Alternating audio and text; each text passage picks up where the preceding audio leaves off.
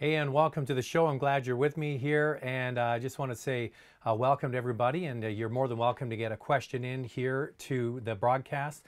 A lot going on. Of course, we have the Olympics on right now, so it's very exciting, and Team Canada is doing really, really well in third place overall. What is it with Norway? Like, what do they drink up there? Well, it's the good living, I'm sure, but yeah, it's amazing to see that they have so many medals ahead of everybody else.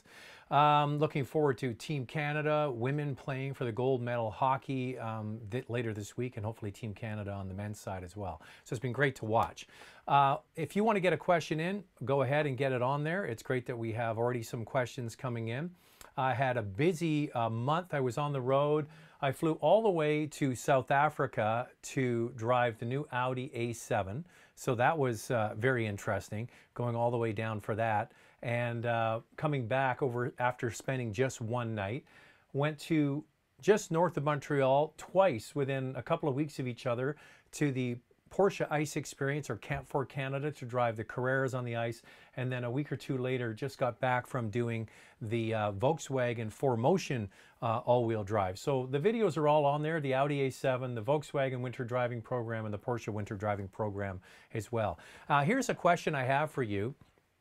I'm going to be partnering with a local, very micro car dealer here in the Vancouver area to sort of handpick some really nice pre-owned examples, and I'm going to be letting people know about these cars here on the live show and on YouTube.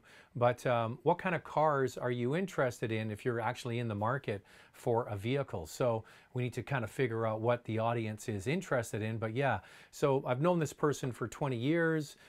He has a very small business and sort of handpicks the cars when the cars are sold. There are no excuses. These are really nice examples. So they're sort of handpicked, and we're going to be talking about them over the next little while. So that's something that's coming up.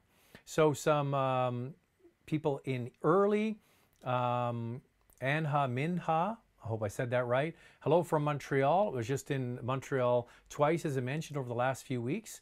What do you think of the Eclipse Cross versus the Nissan Rogue? Well, the Mitsubishi Eclipse Cross is a new crossover that's coming and should be arriving in dealerships in the next couple of months. I was absolutely surprised by this. A lot of people don't like the styling of it, and what they did with the Eclipse Cross, there is a video on the channel, so go and search it out. It's done quite well. There's a lot of information in there about the product. What's interesting about the Eclipse Cross is it's not really for the outdoorsy type. A lot of companies have utility vehicles, and the image they want to project is somebody with, you know, bike rack on the roof with a kayak or whatever, heading out into the wilderness on the weekend. That's not what this vehicle is about. It's about somebody who lives in the city, wants a stylish looking utility. From the back, it's kind of polarizing. Some people don't like the design. I thought it was a bit weird when I saw it, but I went to the launch in California, and driving behind one down the road, once it's on the road, it's actually pretty smart looking.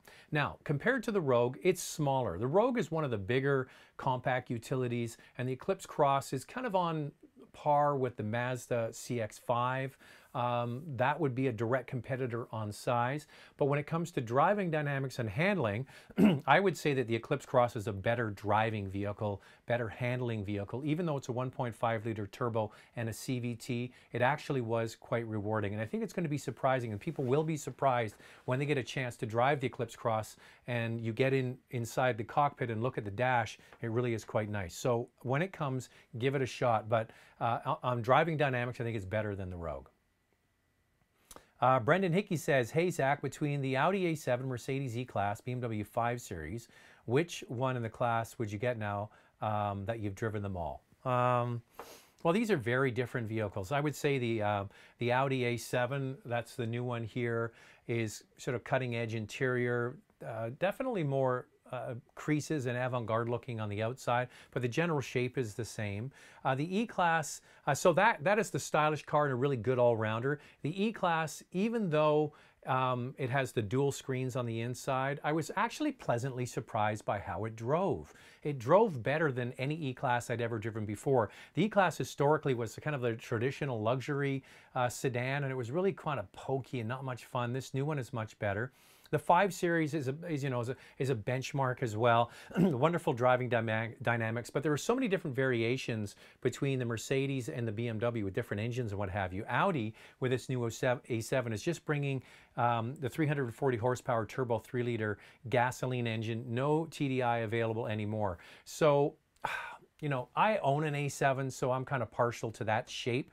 And it really is a great product because of the flip-up hatch. So go and watch the video I did of this A7. And one of the reasons why we have one in our family is it has the sleek design. It's got a sedan drive, which means it's planted on the road. But it also has, excuse me, that big hatch, which makes it more like a utility vehicle. So you really give nothing up with that. All right. Zaffer says S-Class versus A8 or BMW 7 Series. I think S-Class. S-Class is an S-Class. I mean, the one thing about the S-Class that I'll say against it is because it's got an air suspension, it really leans towards traditional luxury. It really is quite soft. But if that's your thing, if you want a big, luxury, softly sprung highway cruiser, there's nothing like an S-Class. It really is, in my opinion, the top vehicle. Now, you want more dynamic drive, probably go to the BMW. And just like the Audi A7, the A8 is a good all-rounder. It's kind of in between. Excuse me. There is a video of the A7 and of the A8. And the A8 is loaded with all the latest technology. You don't have to get it all, but it is available. Dr. Canyo says, do you think the touchscreen Audi MMI is better than the previous version? I am really torn with this. So the Audi A7 and the Audi A8 have the new MMI, what you call it? MMI, I'm trying to remember the second name for it. There's a video I actually did with one of the engineers, so I encourage you to watch the Audi A7. I did a separate video with one of the engineers that designed the new system. And I have to tell you, it does a lot more, okay? It's much more customizable and all that kind of stuff. But I like the center control wheel and not touching the screen. Fingerprints, smear marks, everything on it, and having the dual screens there in the center. Is it better? I don't know. I really don't think so. I think that, you know, the car companies over the last little while have kind of got it right with this one really nice screen and then the center controller. Going to all these touch screens, I'm not sure if it's better. Now, I only drove both cars, the A8 and the A7, for a day each. So I'll have to wait until they come back here to get a test drive of them. It's very cool technology. I just drove the A7, our A7 today, and it's easy, and you don't have to clean the screen all the time. So I don't know. Tom says, any idea if the Civic hatch is selling well? Finding an LX is nearly impossible, but lots of sport touring on the dealer's lots. So probably what's happening is they're skewing more towards the higher trim levels. This is often the case when a vehicle comes out, and that's only been about a year now since that one comes out. So if you really like it, the Civic hatch, here's the thing is, you kind of need to go up in price in order to get the CVT and the sunroof with the Civic hatch. And if that's the case, then you're probably going to go to the higher trim levels anyway. So when people are configuring the lower versions of the car, once they start going up that what's called the grade walk and adding in the features they want, it makes sense just to go to the higher trims. For me, I don't know about the hatch because of the premium gas that is required. So you're going to get a higher performance car, but you have to put premium gas in it. That's one of the reasons why I think the regular Civic without the hatch is probably a better choice. And I don't like the look of it. I think the back of it is kind of stubby. It's got those cheese grater grills on the bottom. I don't love it, but it's a really nice car to drive. Here's the thing. I have a GTI parked out front, and I will have a video later this week. What a great car. That is $30,000 to start with, okay? And the top trim is $5 grand more. But I tell you what, the base model GTI, considering what the Civic hatch is kind of getting to when you get it nicely equipped, would be my choice. It's just been polished and polished and polished. And if you want to get an automatic in the hatch of the Civic, it's a CVT. You get a GTI, it's a dual clutch. Amardeep Singh, Acura TLX Elite, super handling all-wheel drive versus Mercedes C300 4MATIC. Easy, easy, easy. Mercedes. I don't like the TLX at all. There's not much I like about that car. I think the new A-spec design on the outside with the nice looking wheels and the more aggressive look, it looks better, but I just don't like that car. There's something about it I just don't like. Okay, it's the automatic transmissions they put in the TLX. They used to have a fantastic car with the TL. They used to have a fantastic car with the TSX. They got rid of both of those. They put them together and they came up with the TSX, and they're not really pleasing anybody. I think, and this is what I've said about the Kia Stinger. The Stinger is going to eat that car's lunch all day long, and then dinner and breakfast the next day. 40, what is it, the Stinger? $45,000 to $50,000, 365 horsepower, all-wheel drive, dampening, rear bias all-wheel drive system, sleek-looking package, hatchback design like the Audi A7. Go and get that car. Here's the thing. If you're not getting a premium car, go right past the Acura dealer and get the new Honda Accord. It won North American Car of the Year. It won the Automobile Journalists Association of Canada's Car of the Year as well. Impact by Eclipse. Excited for the Supra announcement. Yeah, whenever that's going to happen, but it is coming. So yeah, Supra is going to happen. But we'll have to wait and see what all the details are. But yes, it's going to be very exciting. Dr. Kango says, Eclipse Cross looks like a modern Pontiac Aztek. I thought the same thing when I first saw it at the Geneva show, I believe it was, almost exactly a year ago when they debuted it. From the front, I go, that's kind of cool looking. It's got a nice silhouette. At the back, it's got that dual window at the back, kind of Aztek-like. But trust me, when you see it on the road, when you see it driving along, no, it doesn't look like an Aztek. SPTH38 just bought a 2018, oops, it's jumped up on me here, 2018 Sport Wagon Comfort Line. Good for you, great choice. And we went on a winter driving program with Volkswagen, as I mentioned. I haven't got the all-track video up yet, but they had Tiguan, Atlas, the Golf R, and the all-track. My two favorites were the Atlas, I thought was fantastic, and the all-track, I thought, drove better in the snow than the Golf R. So stay tuned for that. So the Comfort Line Sport Wagon, great choice. Any chance of a Genesis G70 review when it comes out? Hell yeah, I'll get up my hands on that. Hi, Zach from Saskatchewan. Is Passat GT released yet in Canada, or is it one, or is the one in the show different from the one on the website? I'm not exactly what you mean, the one in the show. Not sure exactly what you mean about that. Eagle Talon. Chris says, hello, Zach. I'm in the market for a new Macan, but would consider a slightly used Macan Turbo. All comes down to budget.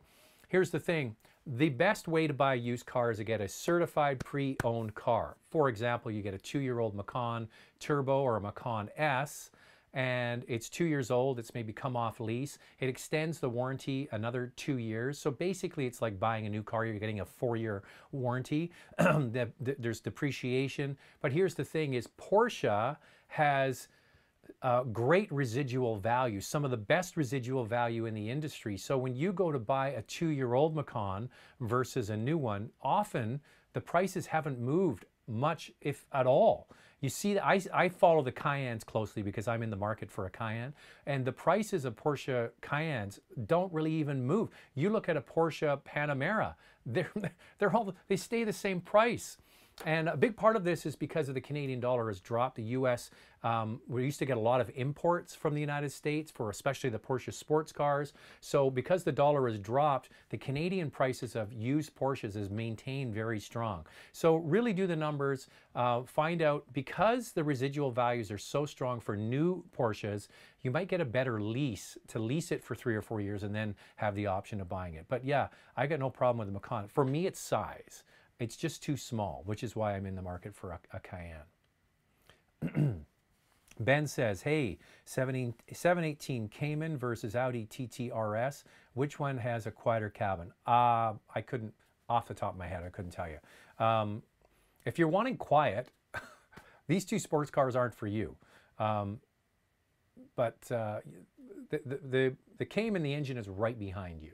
Okay, so that's something that you do get mechanical noise because the engine is right behind the seats.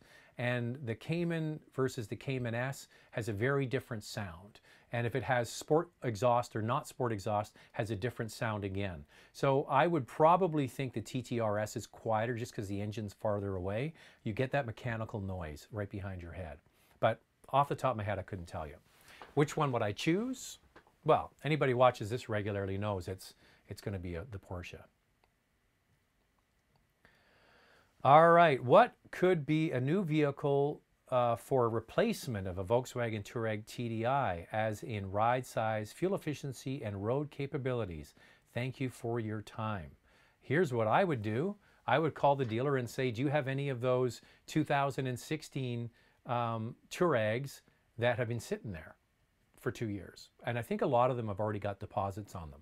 But if you like the Touareg TDI, and it does deliver all of those things, ride size, fuel efficiency, and road capabilities, then that would be an option to get one that's been sitting there. And they're going to have good discounts on them, and they're going to have a full warranty plus an extended warranty for another 2 years. So you get 6 years worth of warranty.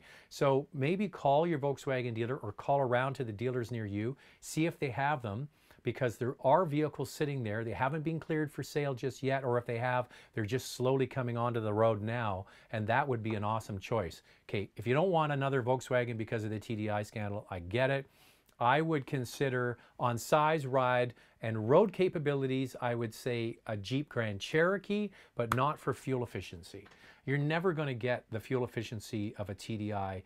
The other one would be, the only premium vehicle that I can consider would be the BMW X5 that has the 3-liter turbocharged diesel engine. So there's another option to maybe look, if it's above your price point new, look for one that's 2 or 3 years old coming off lease. Same thing again, get the certified pre-owned warranty, extend that warranty for another 3 or 4 years, and that is going to give you a similar experience to your TDI Touareg. Same thing with the Mercedes GLE, or what was called the ML. There are quite a few of those around, so that's another one to consider. Similar in size, capabilities. Okay, those are a couple options for you. Hey Zach, this is from 1775. Thinking of purchasing an Audi A4 or 5 S-Line. Audi offers a protective coating for $1,000. Is it worth it? No, it isn't worth. Here's the thing. When you go into the dealer and you go back to see the business manager, you are now meeting another salesperson. The salesperson you're negotiating the price. Actually, you don't even negotiate the price with the salesperson. The salesperson goes and asks the sales manager, hey, I got 1775 out here. He wants an Audi A4. All right, let's write him up. It's going to be $50,000 for it. Okay, so the salesman's kind of agreed on that price. Then you go to the sales manager. Sales manager goes, you know what? We're going to give I got this protective coating for you. It's only $1,000. How about undercoating? How about Scotch guarding for the seats? Dude, you don't buy any of that stuff because it's just an upsell. They just want to make money off of you. All of this stuff can be purchased away from the dealer and typically for less. If you really want to get a protective coating for your Audi A4, look up who offers that away from the dealership, and you can often get it cheaper. Plus, a lot of these coatings they put on the car are not very good. If you live in an area like I do, I park on the street, I've got big old maple trees and birds that shit on the car. One thing to consider is maybe getting a 3M film on the hood or the roof where you're going to get tree sap and things. That's something to consider. The best way to look after your car is to wash and wax it regularly. Nothing like good old elbow grease to keep your car looking its best. And if you can afford a car like that, it doesn't hurt once a year to have it professionally detailed and polished. But don't spend $1,000 at the dealer. If you really want to get that, get it away from the dealer. Matt Jab. Hey Zach, Matt from London, Ontario. I lived in London for 7 years. A lot of people don't know that. I grew up in Toronto, worked down in London, went to school at Fanshawe. We used to call it Fan Belt because it's kind of fun. And then I worked in radio in London for 5 years after I finished school, and then I moved out west here to Vancouver. So yes, London has a soft spot for me, especially Joe Cool's with all those nachos. Loved those when I was there. What do you think between an Alpha Giulia and a Kia Stinger? Well, I've driven the Kia Stinger, haven't driven the Alpha. I got to say, FCA, Fiat Chrysler Automobiles Canada, is not doing a good job in getting Alphas into the press. They have had a car in Ontario to drive, but nothing out west. So I'm really disappointing it. I'm going to get the Stelvio, the SUV. I'm really looking forward to driving that, but I can't answer your question. I apologize. But hi to everybody in London. Elizabeth Long says, hello. Is that Elizabeth? The only woman amongst all these dudes in here? Thanks for tuning in. Ryan says, can you explain the new Camry Hybrid would be your choice over the 4-cylinder Camry? The price difference is pretty steep for the SE. Okay, the 4-cylinder Camry uses the new 8-speed automatic and an upgraded or new 2.5-liter 4-cylinder. Now, the hybrid system uses a CVT, gasoline and electric system. Chief engineer, when we were in PEI for the Camry launch, had the V6, the hybrid, and the 4-cylinder there to drive.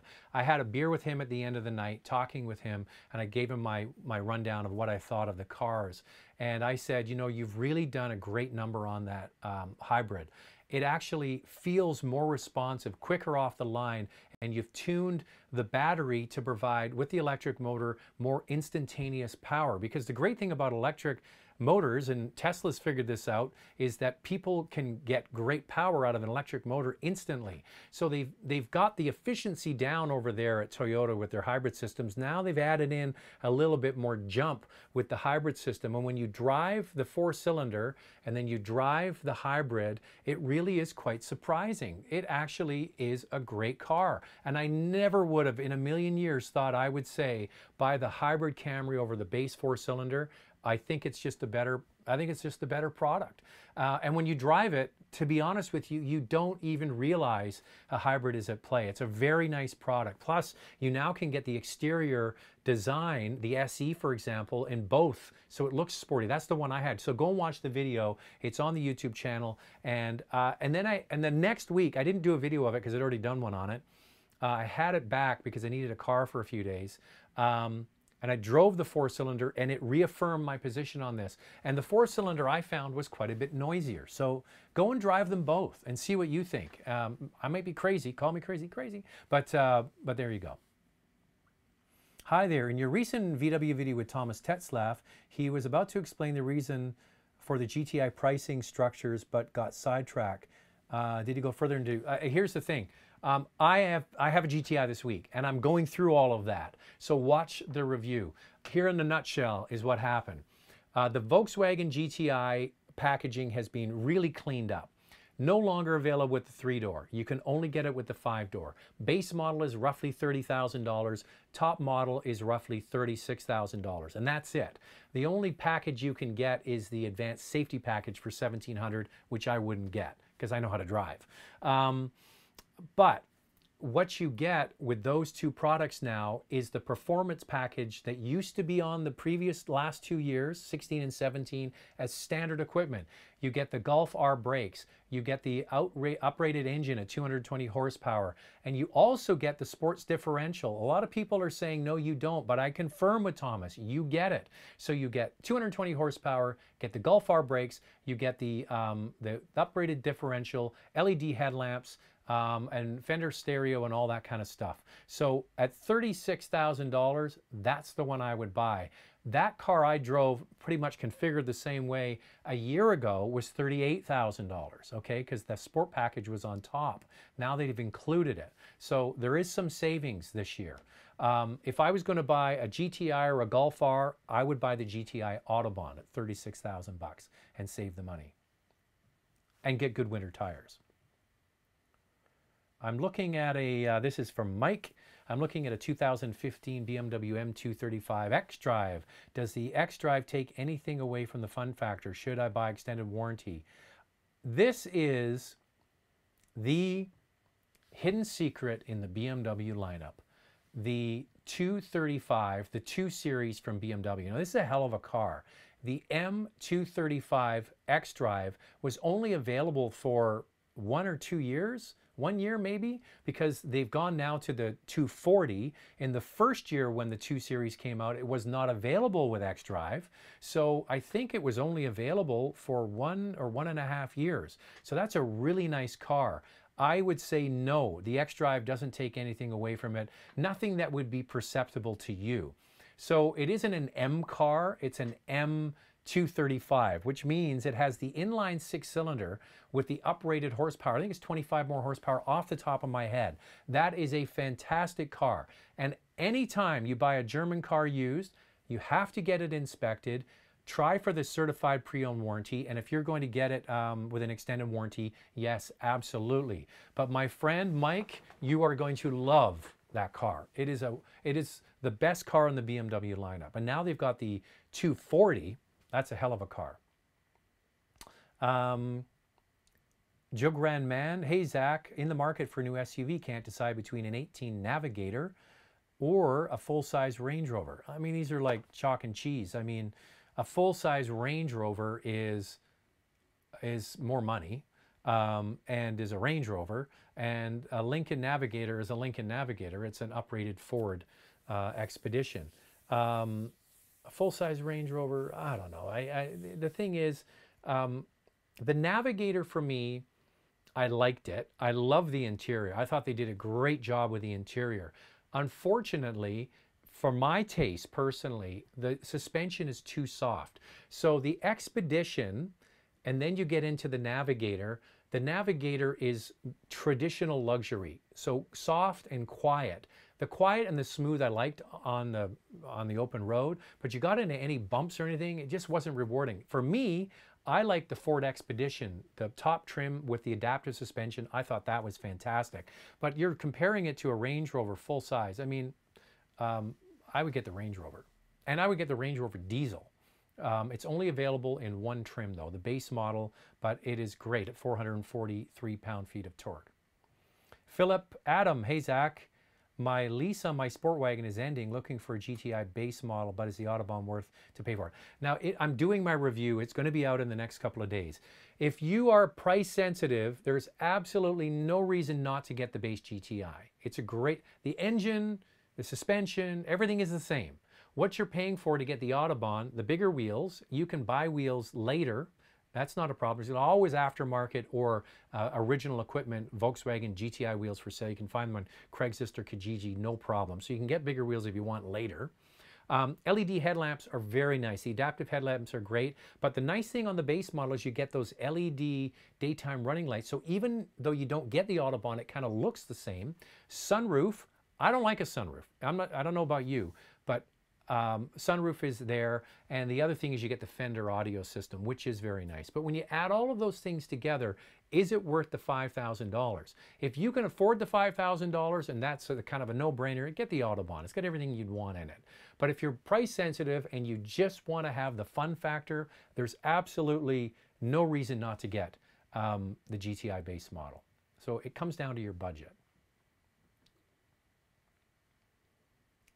Are you doing a video to show the winter tire testing you did recently? Yes, it's on the site. Go to the channel and look back. You'll see we did them with Subaru Crosstreks into Yukon. Oh my God. If you ever get a chance to go up to the Yukon, winter or summer, what a beautiful, it's the most beautiful, okay, two most beautiful parts of the country, in my opinion, Newfoundland and Yukon Territory. Fantastic for amazing sightseeing.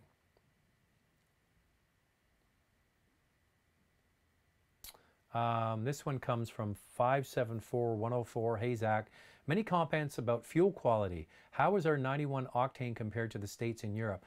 I think it's comparable between Canada and the United States. In Europe, they definitely have better pump grade gas, and they have not as strict fuel efficient, not as strict emissions controls. So when you drive at the same car here and the same car there, it feels very different. And a lot of it comes down to fuel quality and the way the cars are tuned. But I would think between Canada and the US, it's going to be very, very close. Because, for example, I live here in Vancouver. A lot of the fuel that is refined and comes here actually comes from just across the border in Washington State. Hemi Vision says, I'm in Ontario, interested in an 18 Audi A4 all-road. Are any issues I should be concerned with? The only issue is what color? Great car. Knock yourself out. The Audi A4, in my opinion, is the best car in its class right now. So getting the station wagon variant of that, a no-brainer. Nice looking ride too. I saw one today. I was driving behind one and I was looking at it and I go, that's a good looking rig. Ashen Melanda, hope I got that right. Hey Zach, Jetta to Passat, in your opinion, is it a good upgrade in terms of price difference? The Passat is an interesting product because it is so big, and if you want the space of a utility vehicle in a sedan, go and sit in a Volkswagen Passat. The back seat is enormous, the trunk is huge, it's very simple on the inside, and it drives quite well. It's nothing really like blow your socks off in the way it drives, but then the same can be said for the Jetta. Is it a good upgrade in terms of the price difference? Well, do you need all that space? That's really what it comes down to. Because here's the thing. The Jetta is one of the biggest cars in its class, and the Passat is one of the biggest cars in the mid-size class. So if you don't need all of that space, the big trunk, the big back seat, I think the Jetta is just fine. And there's a new Jetta coming. Here's the thing. A lot of people made comments about the Jetta video I did at the Detroit show, that the fact that the new Jetta coming up this spring or in summer, I think it's April or May, is getting rid of the independent rear suspension. They're going to a new torsion beam design in the back. Now, I haven't driven it. Thomas Tetzlaff, I did the interview with him in Sakakomi when we were driving the Golf R. I didn't ask him about this because we were really focusing on the all-wheel drive cars. He says to me, he's driven the car. He says there is no way that anybody could be able to tell the difference, this new system that they've set up. So the proof, as they say, is in the pudding. We'll have to wait until we drive it. Frank says, the new Audi A7 quicker than the current TDI A7. Well, quicker is, you know, are you just saying up to 60 kilometers, 100 kilometers an hour? Here's the interesting thing. So down in South Africa to drive the new A7. So the new one has 340 horsepower. The old one had 333 horsepower, gasoline version. Okay, they did have some TDIs there because a lot of the journalists that were driving the cars there were from Europe, where of course TDI is still king. And for filming reasons, I needed to get a car, and the only one that was sitting there for me to grab was the TDI. So I drove the brand new A7 TDI, and you know what? It drives almost exactly the same as my Audi A7 TDI. I was really quite surprised. So is the new A7 quicker than the current TDI? The gas version with the new 3-liter turbocharged V6 is excellent. I really did enjoy it. I think it's a great product. It's very quiet, much quieter than the current model. So that's one thing you'll notice. But you're comparing a gasoline engine to a TDI. What a TDI has is that bottom end grunt to get you out of the pocket. Great pulling torque. But yeah, it's a really nice car. This is a really nice car to drive. Antoine Laporte, do you know if Mazda will bring the diesel CX-5 to Canada? What other affordable diesel SUVs are there in the market? Love the fuel economy.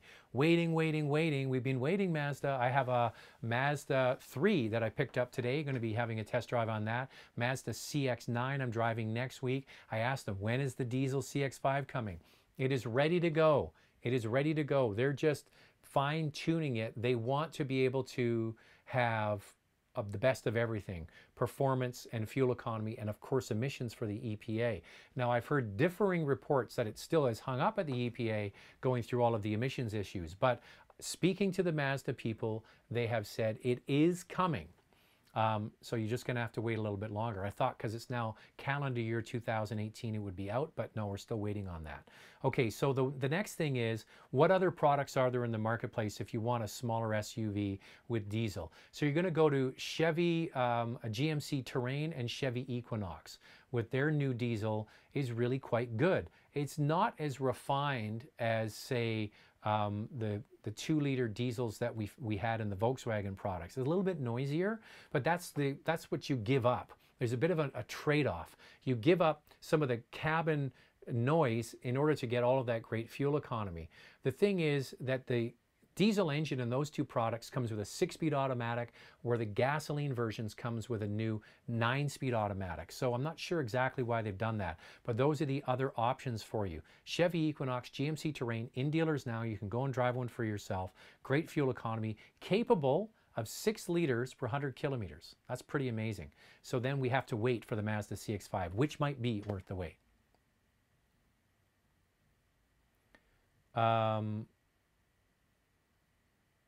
Dennis Morrison, opinion on Honda S2000 versus new.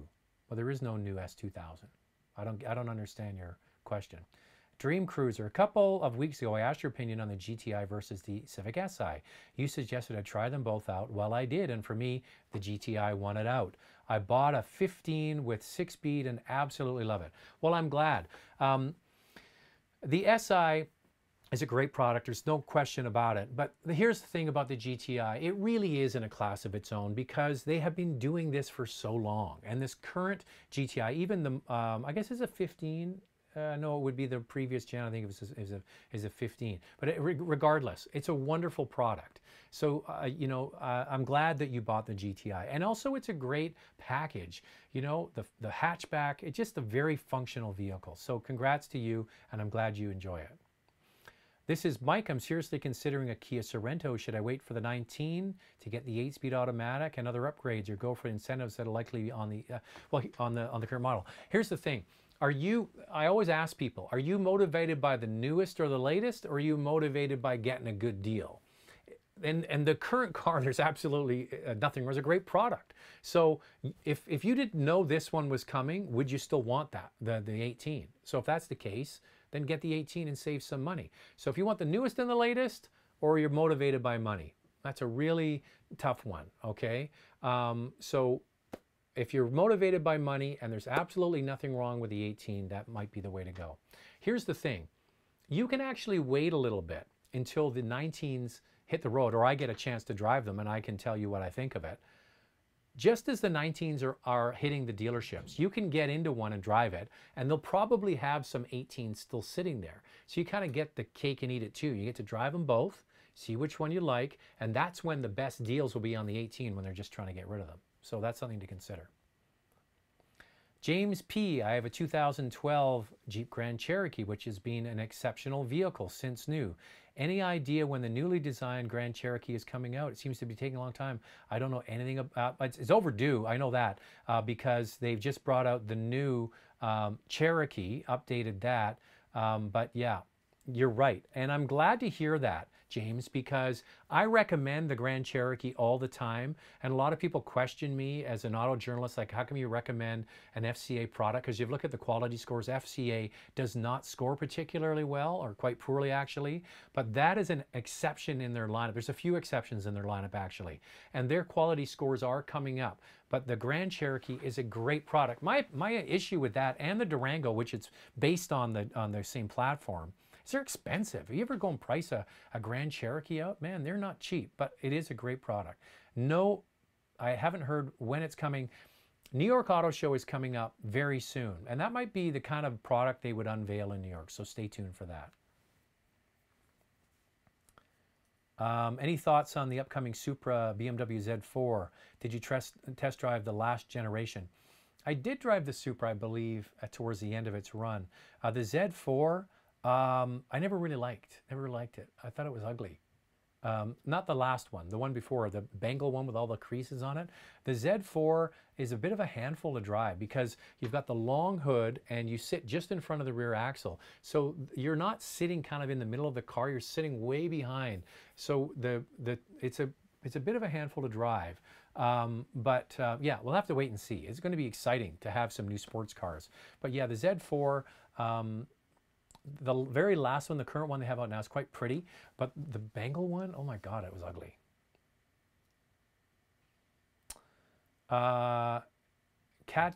Catanamast 274, hope I said that right. Thoughts on a CPO 15 BMW M3 sedan? Well, CPO is one thing. Inspection is another thing. So if you've got Billy Bob's BMW, send it over to Larry Joe's BMW and get them to do a pre-purchase inspection called a PPI. So take it, and you don't need to do any of this stuff. You just say to them, hey, I want to get a pre-purchase inspection. I want you to send it over to the other BMW or an independent mechanic. So they will drive it over and drop it off. You pay for that. It's going to be $150 to $250 depending on what they charge. Because you paid for it, you're the only one that sees it, okay? So they're going to give you the slip of paper and it's going to go through the state of the car and what condition it's in. Even though it's a CPO car, you are probably going to find on a 3-year-old car now some issues. Here's the thing with BMW M cars. Typically, they're driven hard and put away wet. So you really need to be careful that the car hasn't been abused. And the things you want to look for, obviously, wear items, brakes, suspension, steering, bushings, those are the things that will eat up your wallet. But the fact that it's CPO'd is good because you get that extra warranty, but you need to do a pre-purchase inspection on any used car, but especially a high-performance car like an M3. It is a great car, but yeah, go in with your eyes wide open. How far can one go on modifications on a leased car, exhaust intake, etc.? It's a Volkswagen. Well, you need to kind of decide, are you going to buy the car at the end of the lease? Because if you are, then it doesn't really matter. If you're going to give the car back at the end of the lease, then you have to have stuff that's reversible, okay? And keep everything original, of course. So what's that cost to you to put it in and then to take it out? If you can do it yourself, then it's just a matter of time. So yeah, if you're going to try and give the car back with modifications, they're not going to like it.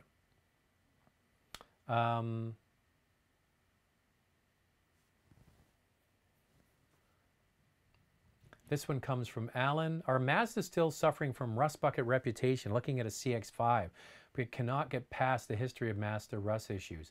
I'm not going to say, because I don't live in a part of the country where we get much rust. We can't get any rust really on the West Coast.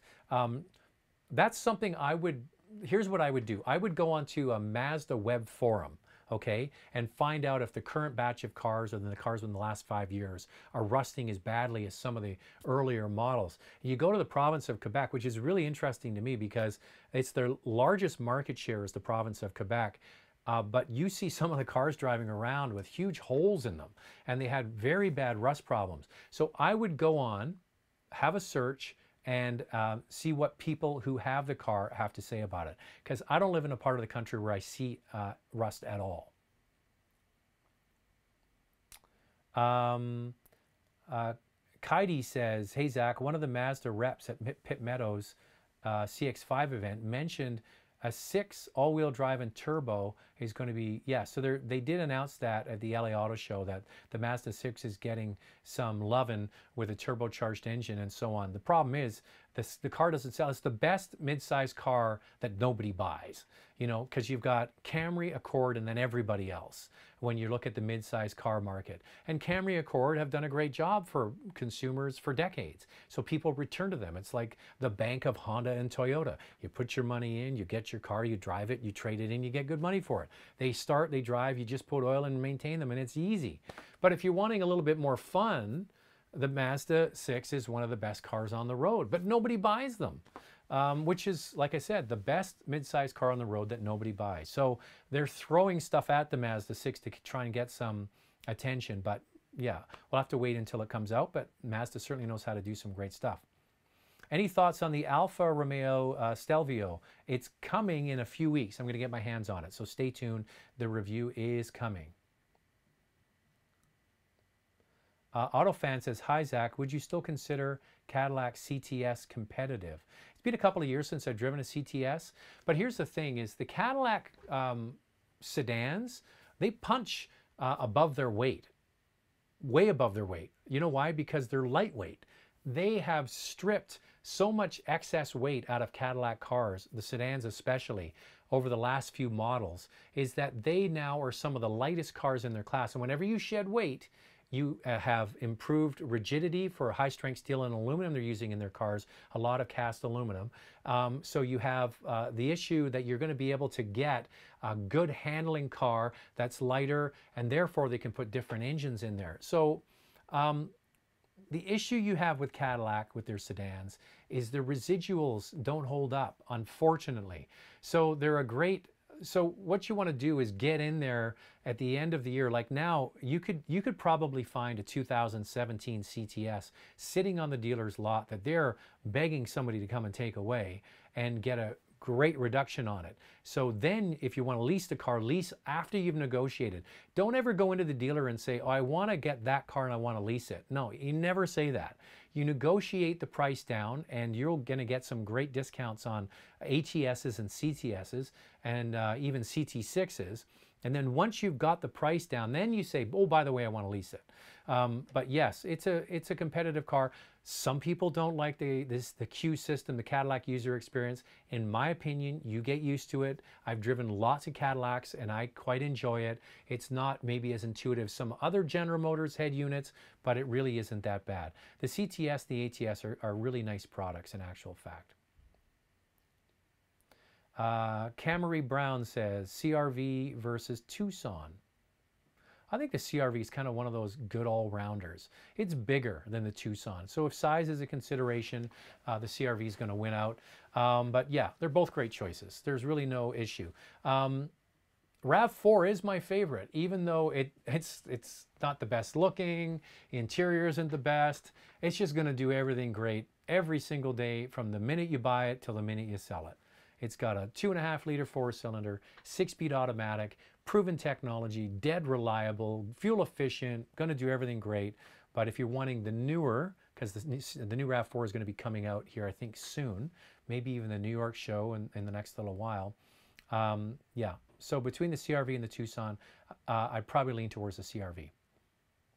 Lac Tech says, any plans to come to the Toronto Auto Show? No, the media day was last week and I didn't make it to the Toronto show. It's not my local show. The Vancouver show I'll be at.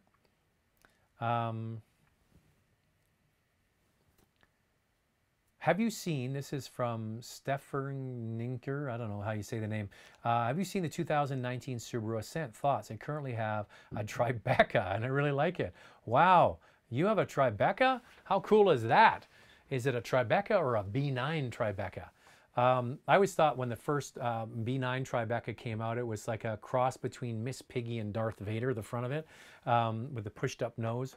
I have seen it. I saw it at the LA Auto Show. It's big. It's quite big. You know, Volkswagen learned by being last with their product into the 3-row SUV space to learn from everybody else. And the Atlas, in my opinion, is a great product. And now Subaru has kind of learned because they're even later. Yes, they had the Tribeca, which has been gone for a few years, but it's going to be interesting with Ascent to drive it. I have seen it. It looks like a Forester on steroids. It's got the 4-cylinder engine, which is different than many competitors that have V6s, but the event to drive it is going to be in June. And might actually get a chance to go to drive it in Japan, I hear. So I'll have to wait and see on that. But the proof is when we drive it. But I have seen it, and it's like all other Subaru products, very similar on the inside to the Forester and even the Crosstrek. Quentin Robertson, hi Zach, excellent channel. I'm coming from an E90 335 sedan. I'm looking to upgrade to a newer 3 Series. Your thoughts on the 3 Series versus the 4 Series? If you're not in a rush, wait, because the new 3 Series is coming. The 3 Series, the 4 Series, the Grand Coupe in the 4 Series, I think is the sweet spot because you get the 4 doors like you would with the 3 Series. You get a slightly sexier back, but you get the big hatchback, just like the Audi A7. So if I was going to buy a 3 or a 4, and I think it's only $1,500 more or something like that, that's the one I would get. So you get 4 doors, you lose just a tiny bit of functionality in the head, space in the back seat, but you get the big hatchback. Now the other one is the GT, is the 3 Series GT, which is the hatchback, longer wheelbase based on the Chinese limousine version of the 3 Series. It's kind of an odd looking thing, maybe not your thing, but the 4 Series Grand Coupe would be the one I would look at. Give it a shot. Mel D. Hazak, what are your thoughts on the 2018 Chrysler 300 Touring? It's currently selling for a Civic price, $22,000. The Chrysler 300 and the Dodge Charger, as I mentioned, there are some real standouts in the FCA family when it comes to a couple of things. Quality and and ride, in my opinion. And both of them are derived from Mercedes platforms. So the Chrysler 300 is running on what used to be an old E-Class Mercedes platform, and the Grand Cherokee is running on what used to be the ML platform. If you have never driven these big cars, and you see them all the time, they're rentals, police cars, you see them all the time, and a lot of people have never driven one. If you want a nice car to take on a road trip, a Chrysler 300 is a really nice car. It's beautiful on the highway. It's got that, you can feel that Mercedes DNA through the car. So yeah, if you can, you might be able to get it even cheaper than $22,000. The Pentastar V6, I'm guessing, is the one you're looking at because of the price point. With the 8-speed automatic, the Pentastar has proven to be really quite reliable. This car has been out for a long time. They've worked the bugs out of it, and it has some of the highest quality scores from FCA. So yeah, it's, but here's the thing. Don't expect to get Honda Civic resale value when you go to sell it. I call it the bank of Honda and Toyota for a reason. You put your money in, you get your money out later. You buy a 2018 Chrysler 300, be prepared that you're not going to get a lot of that money back when you go to sell it. Julian Major says, please speak up, we can't hear you. Sorry. The feed is set at the highest volume. Russ Freed says, Jeep Grand Cherokee diesel would be a fuel-efficient replacement for the VW Touareg. Yes, it would be. The diesel is no longer for sale. I think it's coming back. Here's the interesting thing. Volkswagen gets caught in their diesel situation. FCA gets caught with their diesel 3-liter in the Ram pickup truck and the Jeep Grand Cherokee, and you don't hear anything about it. One is front page news around the world for 2 years. FCA, front page news for a day. So I think the engine is being recertified, but yes, the Grand Cherokee diesel is not as refined as the Touareg diesel was, but yes, you're going to get good fuel economy. Now, long-term reliability, I would go, same thing. Go to a web forum for Grand Cherokee and find out, because I don't know off the top of my head, if that Via Motori engine, the Italian-derived 3-liter diesel, has been reliable in the North American marketplace. So do your due diligence on that. Love the Grand Cherokee, I don't know if the diesel has been as reliable. So that's something you can look up. But the V6 Grand Cherokee is a great choice.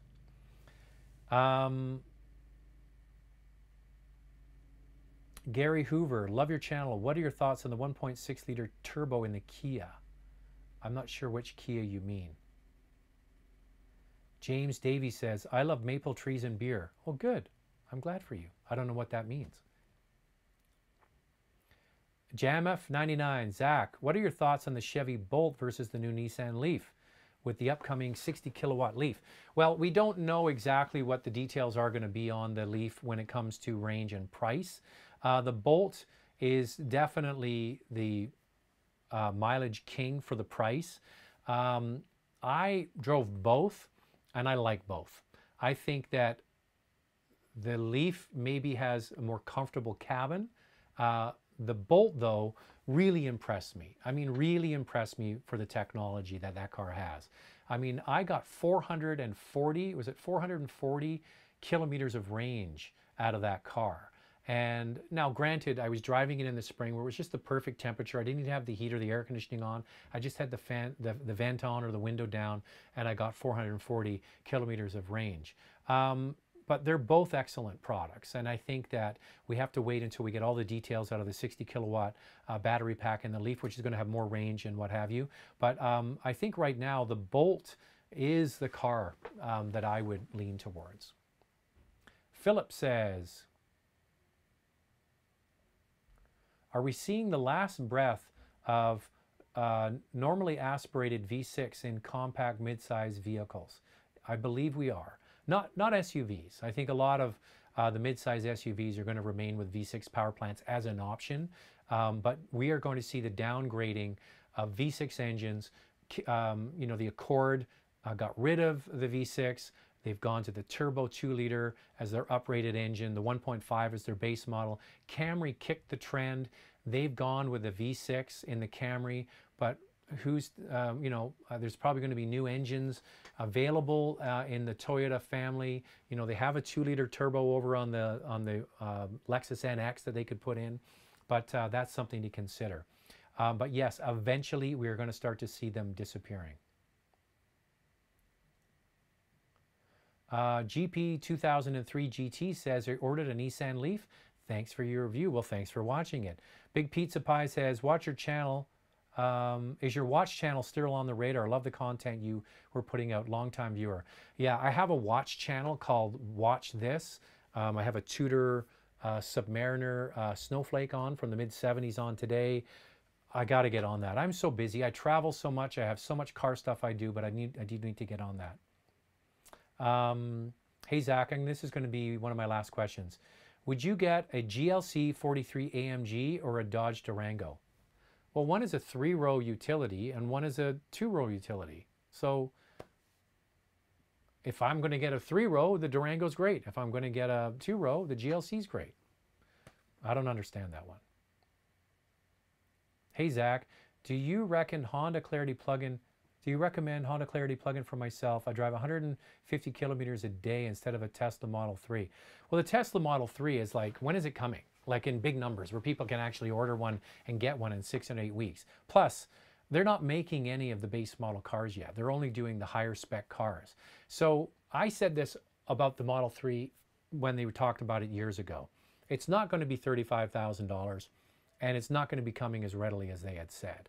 And we'll have to wait and see as the time goes by to see if the quality is there, because Tesla's really struggling with manufacturing. I get a chance to go on these car launches around the world, and I get to sit with some very smart people, engineers, people who produce cars, and I ask them kind of off the record, because I'm not going to tell you who they are, but they all kind of, you know, look in their beer and say, come on, they're going to make 500,000 Model 3s in a year? It's so hard. They say it is so hard to make cars. Making cars is technically very hard. And to do it precisely hundreds of thousands of times out of one factory is even harder. So if I was in the market for an electric car, I would buy a car now that is available, like a Bolt, like a Leaf, or a, the Clarity, drive it for 2 or 3 years, lease it. Don't buy it, lease it. I don't think that you want to buy an electric car. It's like your cell phone. You know, every 2 years there's something newer and better. And what's that going to do to residual values? So lease it and then wait. And if Tesla can sort out their production hell, as they call it, then you can maybe go and order one. But I wouldn't. I would get something else now and do a wait and see, because I don't think they're going to be able to deliver low-cost electric cars at a profit the way they claim they are going to. Have you ever noticed one thing about Tesla? Just as their quarterly finance is about to get announced, the day before, they have some big announcement. So this last quarterly result, the day before the quarterly finances came out, which were not good, and they're burning through gajillions of dollars in cash, not gajillions, but billions, they shot a Roadster off into space.